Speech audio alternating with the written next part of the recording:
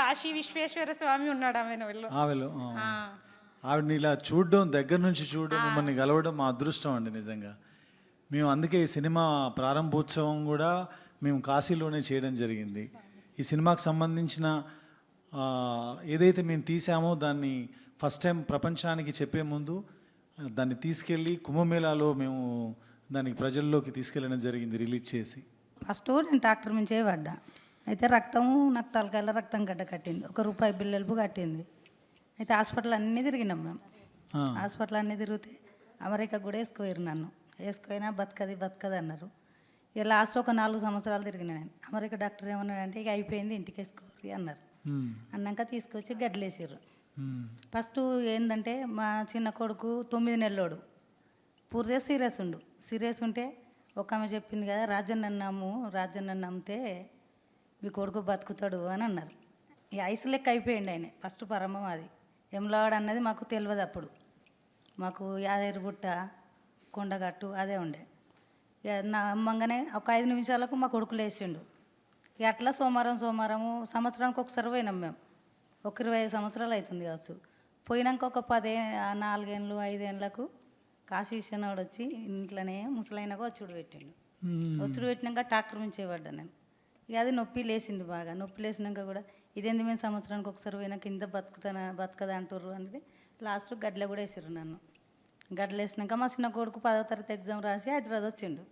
హైదరాబాద్ వచ్చినాక మళ్ళీ ఇట్లా గడ్డలు వేసిర్రు అనగానే ఇక్కడి నుంచి ఆడికి వచ్చినాక నా పొడుగు వండి ఈ సంవత్సరం ఏం లోడపోలేదు, అందుకే మా అమ్మ చచ్చిపోలేదని ఏడుచుడు పెట్టిండు. ఏడితే కళ్ళు తెరిచిందట. నేను తెరిచినాక తీసి లోపలేసారు. లోపలేసినాక హైదరాబాద్ ఒక ఆమె వచ్చి లేదు నాకు జోల పట్టాలి, జోల పడితే నేను బతికితా అని రాజన్న వచ్చి ఆమెకు చెప్పిండు. నేను పట్టా అని అన్నా. కానీ పట్టినాక నాతోటి ఒక 20 మంది బతికారు. ఒక ఆమెకు 5 ఏళ్ళ పిల్లకు పేగు మడత పడ్డది.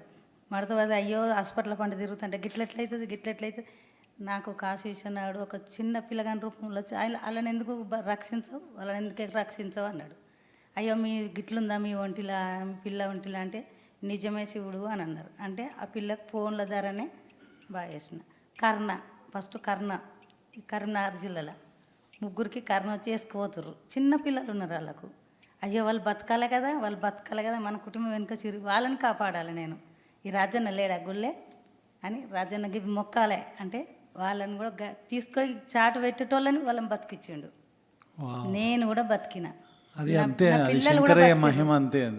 పిల్లలు కానోళ్ళకు 15 ఏళ్ళు 20 ఏళ్ళు ఇట్లా ఆయాసపడ్డోళ్ళకు అయ్యో వాళ్ళు ఇంత ఆయాసపడుతుర్రు అన్నాక మళ్ళీ నాకు రాజన్న అయినా యమలాడ రాజేశ్వర స్వామి, కాశీ విశ్వనాథుడు, మా దిక్కు సిద్ధేశ్వరుడు ఉంటాడు.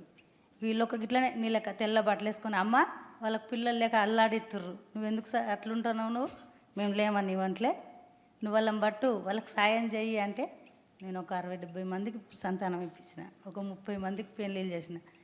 ప్రాణాలు పోయేటోళ్ళకి కూడా నేను కాపాడిన. కానీ నేను రూపాయి తీసుకోలే. ఎందుకంటే నా ఇంట్లో ఆపతి వెనక సిరి, ప్రజలని నేను కాపాడాలి.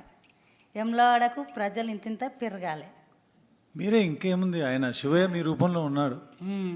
భక్తి అంటే అది డెఫినెట్గా మేమిద్దరం ఈ సినిమా షూట్ చేసేటప్పుడు ఎంత స్ట్రాంగ్గా ఫీల్ అయ్యాము. అండ్ మీకు తెలియాలి, సర్ వైఫ్ యాక్చువల్లీ చాలా పెద్ద, she a very big Shiv bhakt. And ఆమె నన్ను చాలా ఇన్స్పైర్ చేసింది యాక్చువల్లీ. వెరీ ఆమె నాకు ఒక శివలింగం కూడా ఇచ్చింది. నేను నా ఇంట్లో అది నా టెంపుల్ ఉంటుంది, అక్కడ నేను దానికి స్థాపన చేశాను. సో మిమ్మల్ని చూసి నిజంగా మేము మీ లైఫ్ ఎలా ఉంటుందో అది అర్థం చేసుకోవడానికి నిజంగా మేము చాలా ఎక్సైటెడ్గా ఉన్నాము. మేడం ఇది ముందటికి నడిపితే నువ్వు మంచిగా పైకొస్తావు, మాకు కూడా శివ పార్వతులు అన్నది మాకు కూడా విలువ పెరుగుతుంది, నీకు కూడా నువ్వు గొప్పతనం వస్తుంది. Through you Vemulawada Rajanna Shiva people. Vemulawada అంటే ఏంది, రాజరాజేశ్వరుడు అంటే ఏంది, రాజరాజేశ్వరు అంటే ఏంది, పార్వతి ఏంటి అన్నది నీ ధరన ముందుకు నడవాలి. శివుడి నేమ్ మీ ద్వారా పీపుల్ లోకి వెళ్ళాలనేది తన విషయం అంట, నా కోరిక. Thank you so much. మీరు ఇలా చెప్తుంటే నాకు యాక్చువల్లీ నేను నేను చాలా చాలా ఫీల్ అయిపోతున్నాను. Thank you but so much మచ్. లైఫ్ మీరు చెప్పినవి విన్న తర్వాత మీరు అంత పెద్ద ఇన్సిడెంట్ జరిగిన తర్వాత మీరు సర్వైవ్ అవ్వడమే శివుడి యొక్క కృప, శివుడి యొక్క అంతే ఆయన దయ. మళ్ళీ మీ ద్వారా మినిమం 100 ప్రాణాలు కాపాడారు. దానికి మించిన శివశక్తి ఇంకేమిటి? శివుడి యొక్క ఒక శక్తి 100 ప్రాణాలు కాపాడిన నేను ఒక 150 మందికి సంతానాలు కూడా ఇప్పించిన నేను. Oh my God. అంటే నాకున్న చిన్న బ్రెయిన్కి, నాకున్న జ్ఞానానికి నాకు అర్థమైంది ఏంటంటే, ఊర్లో ఏవైనా నెగిటివిటీ అంటే చెడు ఏదైనా జరుగుతున్నా, లేదంటే ఏదైనా క్షుద్ర శక్తులు ఉన్నా దాన్ని పారద్రోలడానికి కూడా మీకు దేవుడు మనిషి లోపలికి పూనకం రూపంలో వచ్చి మీకు చెప్తాడు. సో మీరు ఊరును కాపాడడానికి యాక్చువల్గా చెప్పాలంటే మీరు అందరు అమ్మవార్లు, మీరు అందరు దేవురు, భవానీ మాతలు మీరందరూ. అంటే మీ ద్వారా చాలా మందికి తెలుస్తుంది శివశక్తులు యాక్చువల్లీ ఎలా ఉంటారు.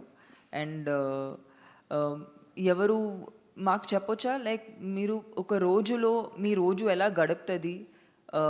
మీరు ఇప్పుడు మీరు మామూలు వ్యక్తిని చూస్తున్నారు, వాళ్ళని చూసి మీ లైఫ్ చాలా డిఫరెంట్గా ఉంటుంది.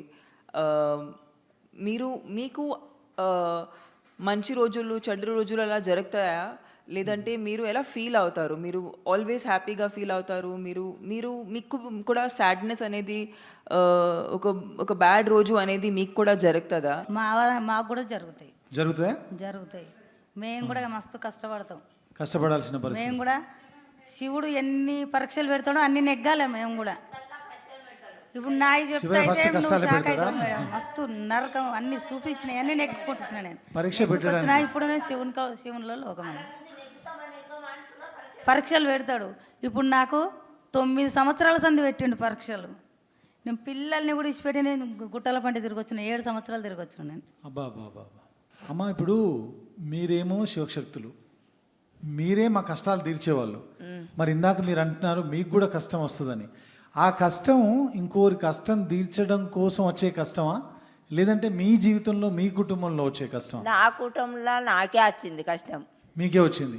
అయినా దాన్ని తట్టుకొని దానిలోంచి నెట్టుకొని బయటికి వచ్చి మళ్ళీ రాజన్న సేవ చేసుకుంటున్నారు. చేస్తున్నా, ఇంకా ప్రజలకు చేస్తున్నా, నా ఇంట్లో చేస్తున్నా. ఎట్లా అని సార్ చెప్తున్నా. నా కొడుకు, నేను 8 సంవత్సరాలు నా కొడుకు స్కూల్కి వెళ్తుండు, నెత్తురు వస్తుందంటే మేము నమ్మలే. మా అబ్బాయి అయితే పిల్లలు చెప్పినా, నేను ఎవరు చెప్పినా నమ్మలే. అప్పుడు పనికి పోతున్నా నేను, నమ్మక అంత ఒకసారి ఇంటికాడనే ఉండి చూసిన నేను.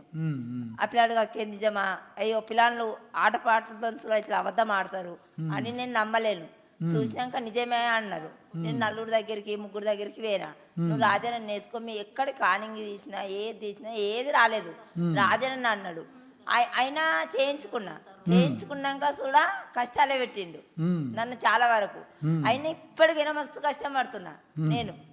కానీ ఎక్కడ ఏ దారి లేకుండా మళ్ళీ తండ్రిని కొలుతూనే ఉన్నా. కానీ ఎక్కడైనా కొంచెమైనా ఇయ్యగలుగుతాడు కావచ్చు అని ఆశ కొద్ది నేను అంత బమల ఇంకా అసలు రాజన్నను కొలుతూనే ఉన్నా. చూసారా, మరి అన్ని కష్టం వచ్చినా మీరు రాజన్న వదలట్లా. నాకు నా తినే పరిస్థితిలో నేను లేకున్నా కానీ నా పిల్లలకు ఇచ్చిండు కదా రాజన్న జోలై, అడకచ్చైనా పెట్టుకుంటా అన్న ఉద్దేశం కొద్దీ నేను నా పిల్లలను, నా భర్తనైనా కాపాడుకుంటూ వస్తున్నా.